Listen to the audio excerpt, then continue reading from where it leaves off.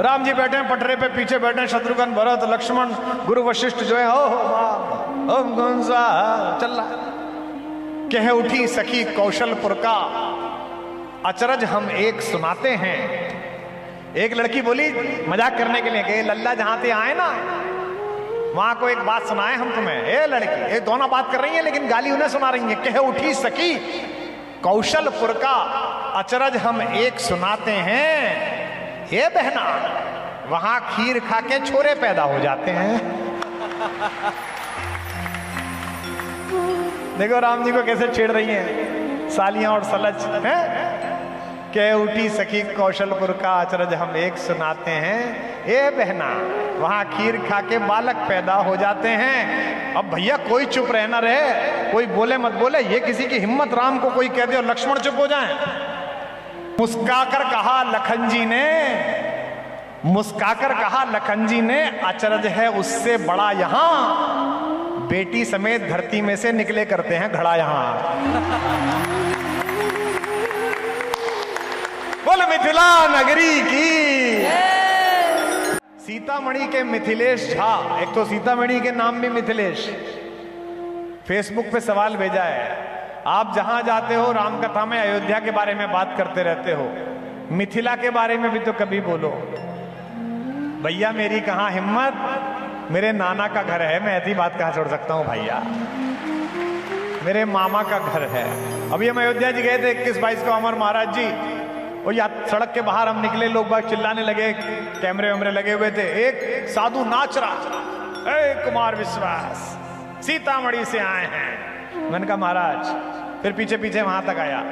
मैंने कहा आप आमंत्रित हैं? नहीं आमंत्रित तो तुम लोग हो, इनके रिश्तेदार, हम तो साले हैं, अपने आप आ गए। मिथिला का कहां आप, शोभा की खान जिस जमीन में पैदा हुई हो उसके बारे में भैया। मिथिलेश झा साहब आप क्यों हमसे, था सदाचार सत्कार वहां, अनुरक्ति वहां पर सस्ती थी। था सदाचार सत्कार वहां, अनुरक्ति वहां पर सस्ती थी। कंगाली जहां न बसती थी, ऐसी विदेह की बस्ती थी। पीड़ित अकाल से प्रजा देख राजा हो गया किसान जहां। और अगली पंक्ति पर मेरी मैया के घर के लिए, मेरे नंदसाल के लिए हाथ उठाना। पीड़ित अकाल से प्रजा देख राजा हो गया किसान जहां। किस भांति वहां का वर्णन हो, प्रकटी शोभा की खान जहां। हम क्या वर्णन करेंगे भैया। कुछ लोगों को संभवतः ज्ञात होगी, साधु संतों को पता होगा। कल मैंने सुनाया था काम से राम का अनुभव, कि जब भगवान ने देखा सीता जी को तो भगवान की पलक ही नहीं झपकी, सीता जी की भी पलक नहीं झपकी। अमेरिका में एक कंपटीशन होता है Guinness book of world record का, जिसमें किसकी पलक कितनी देर तक नहीं झपकी इसका कंपटीशन होता है। आप भी आज रात को करके देखना, 1 मिनट 2 मिनट 3 मिनट 4 मिनट पलक झपक ही जाएंगी। एक निमिष में पलक झपकती है, एक पल में। निमिष कहते हैं पल को। ये निमिष शब्द कहां से आया? निमि नाम के एक बड़े राजा थे, उधर के ही जहां माता पैदा हुई। वे राजा वशिष्ठ, राजाओं के आचार्य वशिष्ठ के पास गए और कहा कि मैं यज्ञ कराना चाहता हूं, आप मेरे आचार्य बन जाएं। वशिष्ठ ने कहा कि राजन मैं अभी बहुत व्यस्त हूं और मेरे पास समय नहीं है, मैं समय निकालकर आपका यज्ञ करा दूंगा। राजा निमि वृद्ध हो रहे थे, 50 पार कर चुके थे। निमि ने कहा पता नहीं आपको कब समय मिलेगा, मेरे शरीर का पता नहीं क्या आयु है, आप जल्दी से करा दीजिए। वशिष्ठ ने कहा ज्ञान और यज्ञ ये जल्दबाजी में ना लिए जाते ना दिए जाते हैं, जब समय होगा तब मैं कराऊंगा। निमि चले गए। निमि ने बाहर जाकर कहा कि वशिष्ठ तो बड़े अजीब से राजा हैं, अजीब से आचार्य हैं, मैं दूसरे आचार्य को लेकर यज्ञ करा देता हूं। उन्होंने एक दूसरे आचार्य को लेकर यज्ञ करना प्रारंभ किया। जब यह समाचार महर्षि वशिष्ठ के पास पहुंचा तो वशिष्ठ कुपित हो गए, नाराज हो गए। उन्होंने कहा जब मैंने तुझसे कहा था कि प्रतीक्षा कर मैं तेरा यज्ञ कराऊंगा तो इतनी क्यों जल्दी थी शरीर को लेके तुझे, कि शरीर वृद्ध हो रहा है। अरे मैंने कहा है तो शरीर रहेगा। और क्रोध में वशिष्ठ ने कह दिया कि निमि जा तुझे शाप देता हूं कि तेरा शरीर नष्ट हो जाए। निमि का शरीर नष्ट हो गया, लेकिन राजा का शरीर नष्ट हो जाए यह प्रजा के हित में नहीं है।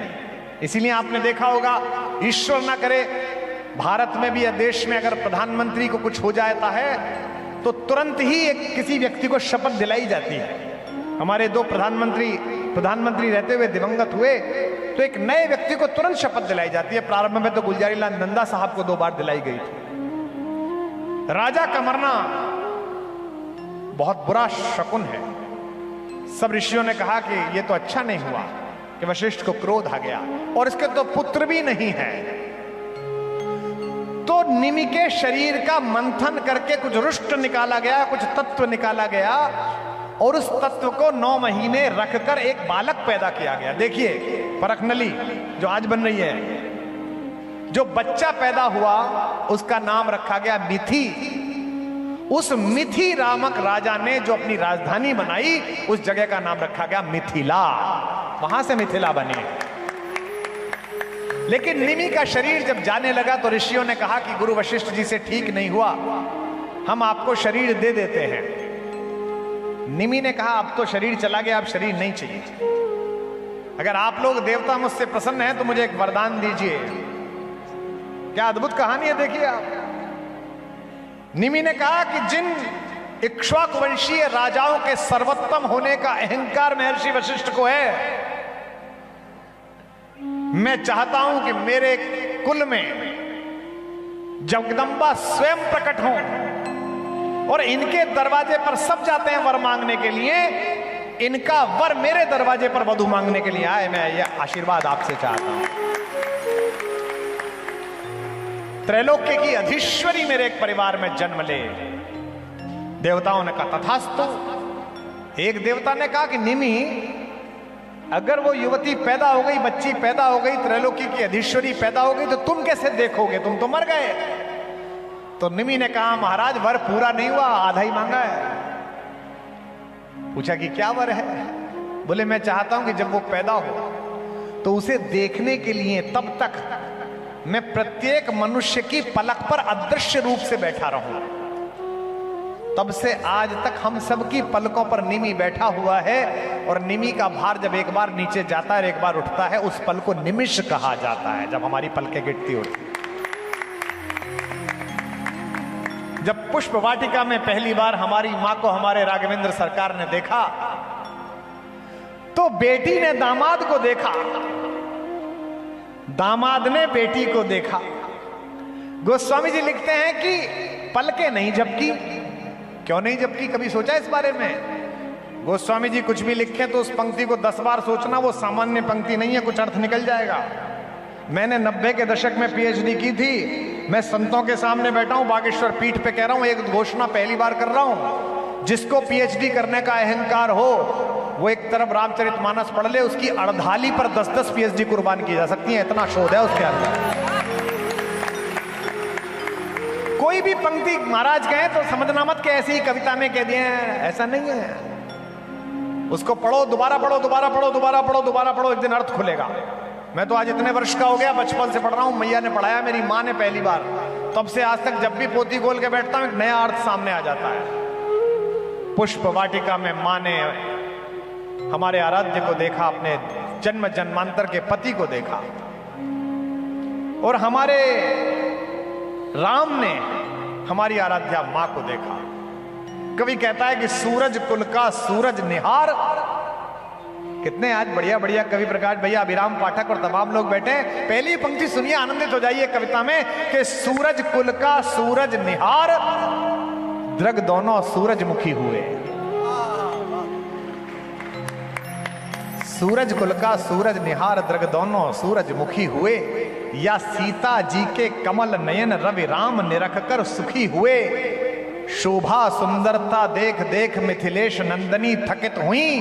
रचना विधान की मिली नहीं, इसलिए जानकी चकित हुई। और क्यों पलक नहीं झपकी मैया की हमारी? अगर कभी उत्तर दे रहा हो, बेटा उत्तर दे रहा हो, तो माता का जयकार उठे कि मुखमंडल का आलोक देख सुधि बिसरी राजकुमारी की। सम्मुख सूरज के अपलक थी अखियां श्री जनक दुलारी के। सूर्य सामने था और पलक नहीं झपकी। क्यों? क्योंकि बेटी और दामाद एक दूसरे को प्रेम से देख रहे हो तो पिता वहां से हट जाता है। ये हमारी परंपरा है। और निमि तो सीता जी के परदादा थे, इसलिए उन्हें लगा कि मेरी परपौत्री अपने दूल्हे से बात करना चाहती है, ऐसे में किसी बुजुर्ग का बूढ़े का रहना ठीक नहीं है। इसीलिए निमि पलकों से उतर कर चले गए और दोनों ने एक दूसरे को देख लिया, इसलिए पलके पहली बार नहीं झपकी। भैया झा पंडित जी नाराज मत होना, हमारी और इनकी क्या स्थिति, हमारी और महाराज जी की, हम मिथिला वाले भैया, हम तो पूरी दुनिया जिस राम के चरणों के नखून के ऊपर लगी हुई धूल के स्पर्श के लिए आकुल रहती है। आपने टीवी पे देखा होगा, हम अयोध्या जी गए, 4 डिग्री सेंटीग्रेड तापमान था। अयोध्या जी की सड़कें सरयू जी के जल से धोई जा रही थी, मेरे पैर में चप्पल नहीं थी, कभी नहीं होती है। टेलीविजन चैनल वाले पूछ रहे थे, बिटिया कविता तिवारी साथ थी, कि चप्पल क्यों नहीं पहनते। मैंने कहा स्वार्थी हैं, लालची हैं, इसलिए नहीं पहनते। बोले क्यों? मैंने कहा सदियों बीत गई, भूकंप ने मिट्टी ऊपर नीचे कर दी, लेकिन अभी भी लोभ है कि चलते चलते सरयू के किनारे किसी ऐसे रेत के कण से मैं छू जाऊं जिसने कभी छूकर अहिल्या को स्त्री बना दिया था, तो मेरा भी उद्धार हो जाए, यहां कुछ तो होगा। चित्रकूट में, बुंदेलखंड में बैठा हूं इसलिए याद आ गया, चित्रकूट में रहीम आए तुलसीदास जी से मिलने। प्रधानमंत्री थे भारत के, अकबर के प्रधानमंत्री थे। ये वो समय था जब मुख्यमंत्री प्रधानमंत्री कवियों को मित्र मानते थे। आए मिलने, हाथी लेके आए, बड़ा हाथी सफेद रंग का, ऊपर सोने का हौदा, नीचे कालीन लगे हुए बढ़िया बढ़िया वाले। दोनों दोस्त बात कर रहे, कवि, एक कवि रहीम, एक कवि तुलसी। महाराज जी रहीम अद्भुत कवि है। मैंने कल कहा सनातनी मुसलमान, तो 150 लोगों ने मुझे गालियां बकी फेसबुक पे। अच्छा, हमको आदत हो गई है मिठाई की तरह खाने की, सुबह 200 गाली, शाम 400 गाली। तो किसी ने कहा कि आपने ऐसे कहा। अरे भैया, वो अलग हैं जो रेगिस्तान पार वाले हैं, तुम अलग हो, तुम सनातनी मुसलमान हो। बैरम खां का लड़का रहीम, जिसे पता है कि पृथ्वी में दफन होना इस्लाम का सूत्र है, वो संस्कृत में श्लोक लिखते हुए कह रहा है कि मुझे जब जलाओ और मेरी राख जब छिड़को। भाई तेरी राख कैसे छिड़क देंगे? मेरी राख छिड़की जाएगी, मैं सनातनी हूं, ब्राह्मण हूं। मैं जब जलाया जाऊंगा तो एक कलश में रखकर गंगा जी की पावन धार में विलीन हो जाऊंगा। तू तो इस्लाम मानने वाला। लेकिन गंगा जी का वर्णन करते हुए रहीम कहता है कि अच्युत चरण तरंगिणी, विष्णु के चरणों से निकलने वाली अच्युत चरण तरंगिणी, शंकर मौल मालती माले, और शंकर की मौली पर मालती लता के समान लिपटी हुई हे माता गंगा। अब सुनने वाली बात है बागेश्वर धाम वालों, आप अच्छा, मुझे लग गया कि आप समझते हो इसलिए अच्छी बात बोल रहा हूं, वरना गा बजा के काम निकाल लूंगा। अच्युत चरण तरंगी, क्या क्या बात आ रही है भैया मेरे भरत, क्या क्या याद आ रहा है। अच्युत चरण तरंगिणी शंकर मौल मालिती माले, हे विष्णु के चरणों में तरंगित रहने वाली, भगवान शंकर की जटाओं में मालती माला के समान घूमने वाली हे माता गंगा। मम तन वितरण समये, जब मेरे शरीर का वितरण करो राख बनाकर, तो क्या करना?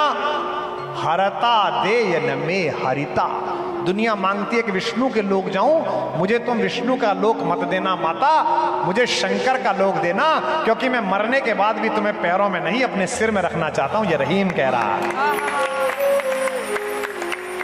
ये रहीम कहता है। तो रहीम के हाथी ने चित्रकूट में मंदाकिनी के किनारे वहां की रेत उठा उठा के अपने ऊपर फेंकनी शुरू कर दी।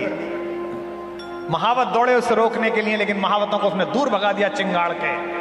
रहीम ने महावतों को रोका, रुक जाओ रुक जाओ रुक जाओ।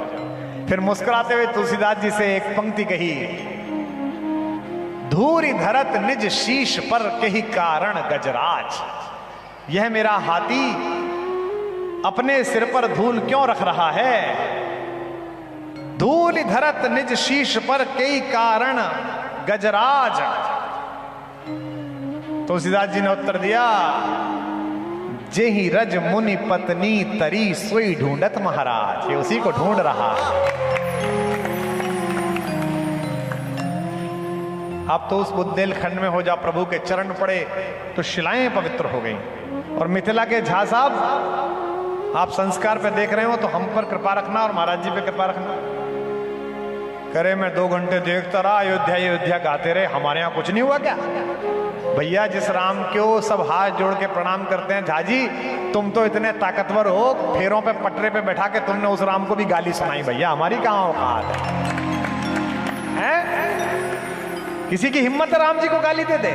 राम जी बैठे हैं पटरे पे, पीछे बैठे हैं शत्रुघ्न भरत लक्ष्मण गुरु वशिष्ठ जो है, ओम कौन सा चल रहा। कह उठी सखी कौशलपुर का अचरज हम एक सुनाते हैं। एक लड़की बोली मजाक करने के लिए कि लल्ला जहां से आए ना वहां को एक बात सुनाए हम तुम्हें। ए लड़की, ये दोनों बात कर रही है लेकिन गाली उन्हें सुना रही है। कह उठी सखी कौशलपुर का अचरज हम एक सुनाते हैं। ये बहना वहां खीर खा के छोरे पैदा हो जाते हैं। देखो राम जी को कैसे छेड़ रही हैं सालियां और सलज हैं। कह उठी सखी कौशलपुर का अचरज हम एक सुनाते हैं। ए बहना वहां खीर खा के बालक पैदा हो जाते हैं। अब भैया कोई चुप रहना रहे, कोई बोले मत बोले। ये किसी की हिम्मत, राम को कोई कह दे और लक्ष्मण चुप हो जाए। उन्होंने जो उत्तर दिया उत्तर प्रदेश की ओर से, तो मैं उत्तर प्रदेश से आया हूं, उत्तर प्रदेश तक ताली पहुंचाना।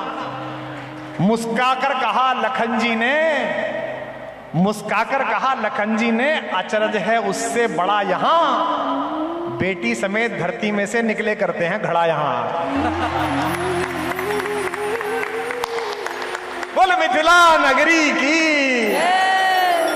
तो भैया झा जी आप हमको और महाराज जी को माफ करो, आज मैंने मिथिला पे बोल दिया, आप प्रसन्न हो गए होंगे।